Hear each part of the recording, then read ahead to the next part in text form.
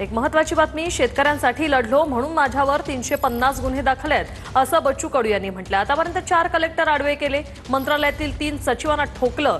गुन्हे दाखल झाल्यावर काय फरक पडला असा सवाल बच्चू कडूंनी विचारलाय।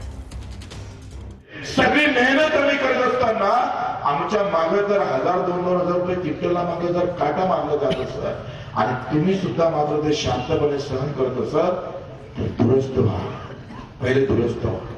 एक तर तो अन्याय सहन करा, आम्हाला सांगून द्या, उच्च रुपये बोलू नका, आम्ही सगळे झालोय, आमच्यात तो दम्मक राहिली नाही, आमचं रक्त आटलेलं आहे ना, आम्ही छत्रपतीच्या औलाद आहे ना, बाबासाहेबांची आहे ना, महात्मा फुल्यांची औलाद आहे, एकदा सांगून तरी द्या। का होणार आहे गुन्हे दाखल झाले तर?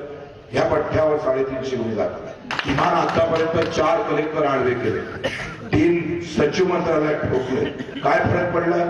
आणि ठरून पडून काय पडणार आहे? तुमच्यात ते धमक गेली कुठं? नाव फक्त छत्रपतीचं वापरायचं, लाज वाटायला पाहिजे तुम्हाला। छत्रपतीचं नाव घेताना